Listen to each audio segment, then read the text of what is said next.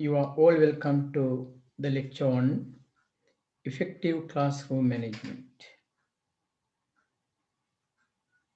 Today, I hope to conduct this lecture both in English and Sinhala language. In other words, it's going to be a bilingual approach. This may help both Sinhala teachers and English teachers. ඔබ දන්නවා මේ පන්ති කළමනාකරණය හරියාකාරව කරන විදිය තමයි අද අපි මේ දේශනෙන් බලාපොරොත්තු වෙන්නේ. We call it effective classroom management. So in Sinhala පළදායි පන්ති කළමනාකරණය. මම හිතන්නේ මේ ලෙසන් එක අපි පාදක කරගන්නේ රජරට විශ්වවිද්‍යාලයේ තුන්වන වසරේ ළමුන් සඳහා මේ ළමුන්ට තිබෙනවා industrial training for the third year students second semester.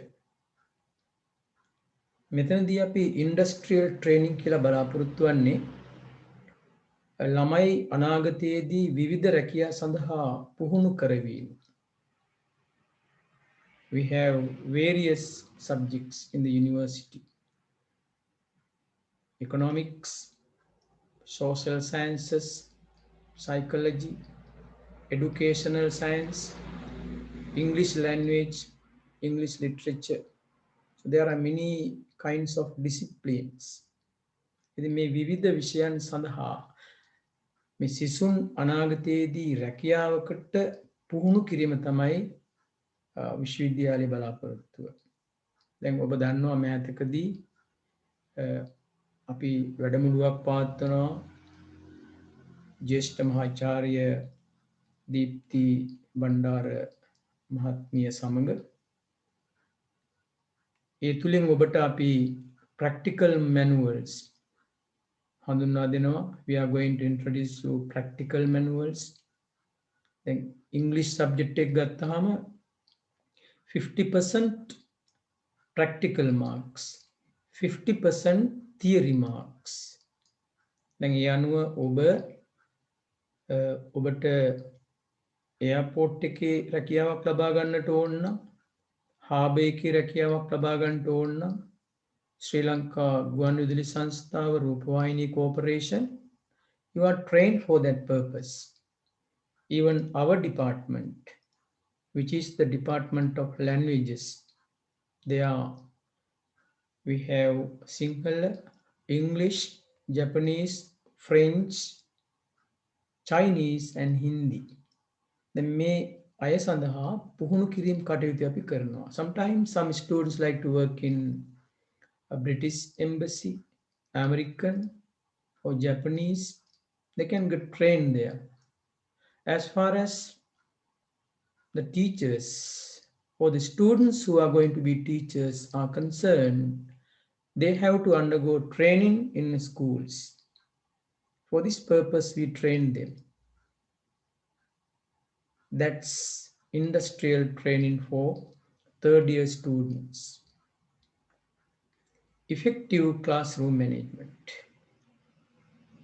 Classroom management is defined as methods and techniques. It's methods, ක්‍රමවේදය, techniques, උගන්වන වෙනත් ක්‍රම, ශිල්පීය ක්‍රම. මෙන්න මේක තමයි classroom management එකේදී ගුරු භාවතා විසින් කළ යුත්තේ. ඔහුට හොඳ මෙතඩ් එකක් තියෙන්නට ඕන, හොඳ ක්‍රමවේදයක්. ඔහුට ඒ සඳහා අවශ්‍ය කරන ටෙක්නික්ස් තියෙන්නට ඕන. Teacher applies them to maintain a classroom environment conducive to the student.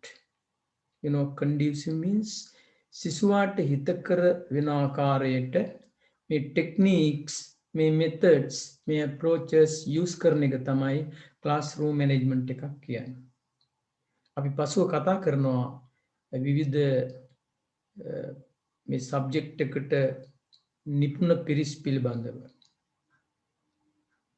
Edmund Emmer and Caroline Evertson state that effective classroom management consists of teacher behavior. Edmund Emmer and Caroline, they say the teacher's behavior is very important. So that means teacher's behavior in the classroom, the way he handles the classroom, the way he teaches, the way he controls the classroom. They are very important according to Edmund Emmer and Caroline. It produces high level of students. We need students. We need high level of student involvement. They must be involved in our activities. High level involvement in classroom activities. In a classroom, there are many activities. For example, in a language classroom or in uh, language learning classroom, English, Japanese, French, Hindi, Chinese, first they have to speak, they have to read, they have to write. You know, listening comes first, then speaking, then reading, finally writing. Sinhala භාෂාව වුණත් ඕන ඉගෙන ගන්නකොට ප්‍රථමයෙන්ම ශ්‍රවණය listening, then speaking කතනය, third one reading, the fourth one, the final one, writing. මේ සඳහා ශිෂ්‍යයා පුහුණු කිරීම, නිරත කිරීම තමයි මේ effective classroom එකේ පරමාර්ථය. එතනදී අපි කියනවා high level of student involvement, high level of student participation in the classroom activities. In addition to Edmund, we find some other person, Harry Wong. He says a well-managed classroom is task-oriented.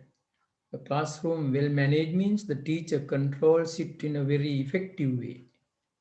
තාමත් පළදායි විදියට පන්ති කාමරය හසුරුවනවා. එක well-managed class එකක්. අපි මේ class එකට යනවත් එක්කම දැනෙනවා මේ class එක well-managed. The class is physically arranged. පුට්ටු ඊළඟට desks ඒ ටික ලස්සනට තියලා teachers table, teachers chair හොඳට පිරිසිදු කරලා you call it a well-managed classroom. And also it should be task oriented. In the classroom there should be more activities. The students should participate in more activities. That's why Harry Wong says a well-managed classroom is task oriented. And we have another scholar, Thomas Gordon, Classroom Management. Thomas Gordon, he's a psychologist. Psychologist, manovidyajnik, has developed several behavior management concepts. He has behaved some concepts, some management concepts. කළමනා කරන සංකල්ප කීපයක් මෙයා ගොඩනගලා තියෙනවා. Teachers can use them effectively regarding the effective classroom management. ගුරුවරයා මෙන්න මේවා ඉතාමත් ඵලදායී ආකාරයට තමන්ගේ පන්ති කාමරයේදී භාවිතා කරන්න ඕන. Teachers can use them effectively regarding the effective classroom management. That's what Thomas Gordon says. Later you can find information about who Thomas Gordon is and try to refer to the books he has composed, the theories he has found. Thomas Gordon further says, teachers should concentrate on character training of the students. අපි පාසලේදී පන්ති කාමරේදී කරන්නේ මේ දරුවාගේ චරිත පුහුණුවක් කරන්නේ. ඔහුගේ හැසිරීම අපි ට්‍රේන් කරනවා. කෑම කන්නේ කොහොමද? ඊට කලින් අත හොදන්න, සමාජ ජීවත් වෙන්නේ කොහොමද? All these manners are taught by the teachers. ඉගැන්වීම පමණක් නෙවෙයි. not only to teach present tense, past tense, future tense. It goes beyond that. Rather than giving rewards and punishments. I think in some schools, some teachers bring the students rewards, chocolate, toffees. In addition to that, the cane. Samhara Guru Mahatma Mahatin පාසලට පන්ති කාමරයට තෑගි අරගෙන යනවා ළමයින්ට. ඒ වගේම තමයි අනිත් පැත්තත් වැඩ කරන්න බැරි අදක්ෂයයි ඔවුන් සිතා ගන්නවා දරුවන්ට කේන් එකක් ගෙනවා වේවැලක්. Thomas Gordon කියනවා don't do it, don't use that. Don't give them rewards. Don't punish the students. I think teachers you can learn ඔබ දෙමව්පියෝ වගේ දරුවෝ වගේ ඉන්න මේ සිසුන්ට දඬුවම් කරන්න එපා ප්ලීස් රිදෙන ආකාරයට. දඬුවම් කිරීම තිබෙනවා එක එක විදියට ඒ තමා විසින් තීරණය කරන්නට ඕන කොච්චරක් මේක මානසිකව සාර්ථකද. Therefore be very careful. මේ දඬුවම් ලැබුවට පස්සේ you have heard some students have committed suicide. So there are very tragic situations in the country. Thomas Gordon says, mutual respect. That's very important. එකිනෙකාට ගෞරවය කිරීම, ගරු කිරීම. අපි නිතරම හිතා ඉන්නේ ගුරුවරු වුණු අපට සිසුන් නිතරම ගරු කරයි කියලා. නෑ ඒ ගරුත්වය අපි දිනා ගන්නට ඕන. අපි සිසුන්ට ගරු කරන්නට ඕන. ඒ විදිහ තමයි සිසුන් අපට ගරු කරන්නේ. First, we must respect them. We must be friendly with them. You must be kind. Once the students understand that this teacher is very kind-hearted, she loves us, he loves us, then they begin to respect you. Mutual respect. Not only in the classrooms, this goes beyond the classroom.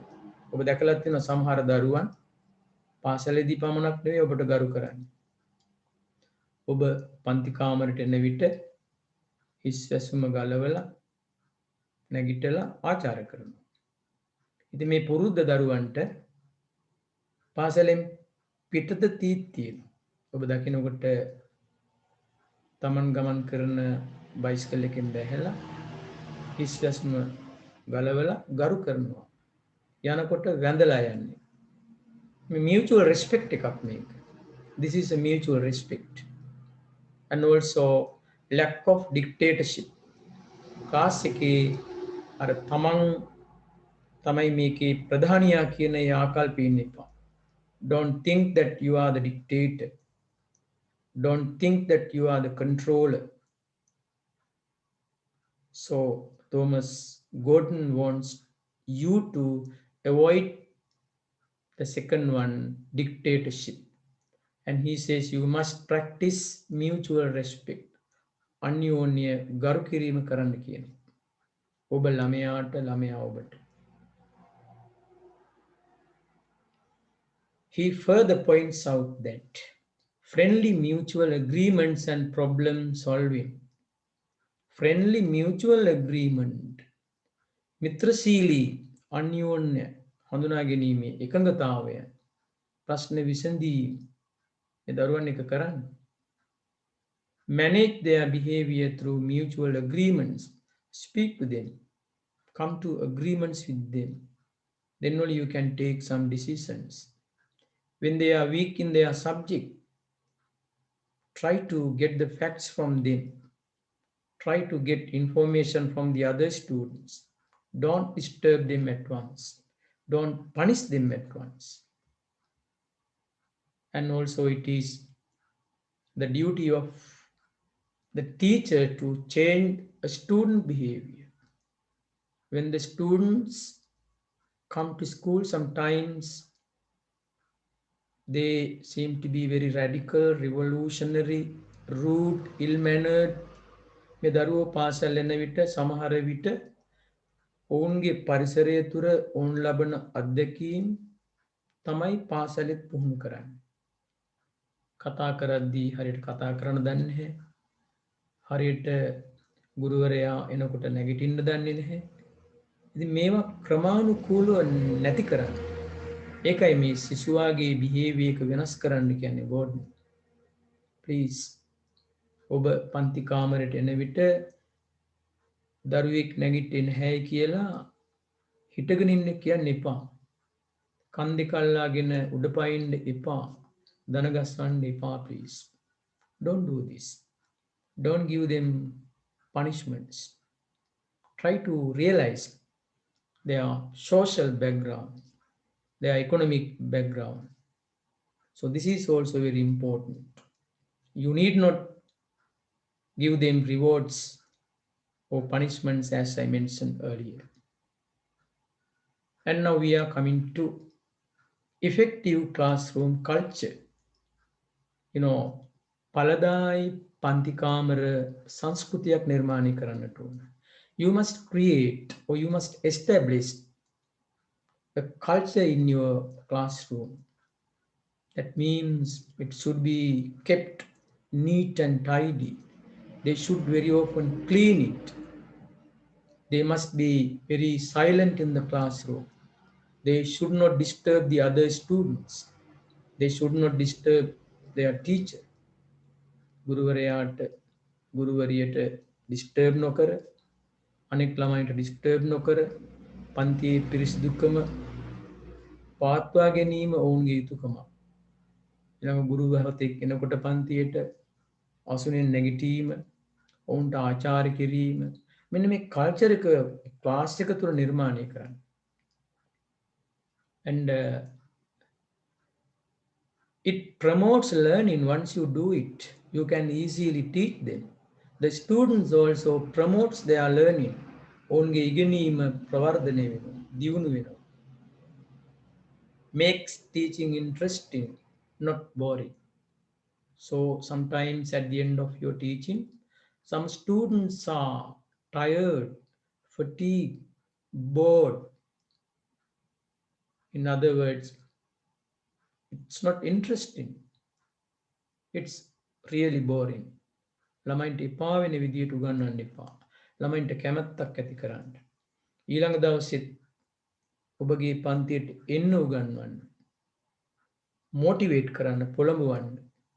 This is very important. And also he has given another fact. Positive work environment should be created in your class. Positive work environment. You can ධනාත්මක වැඩ කිරීමේ පරිසරයක් නිර්මාණය කරන්න. Don't be negative. You must make the students positive. Teachers should work as a manager. I think later we are going to talk about teacher as a facilitator. පන්තිය කළමනාකරණය කරන්න. He's the teacher. එයා තමයි මේ class එක manage කරන්නේ, කළමනාකරණය කරන්නේ.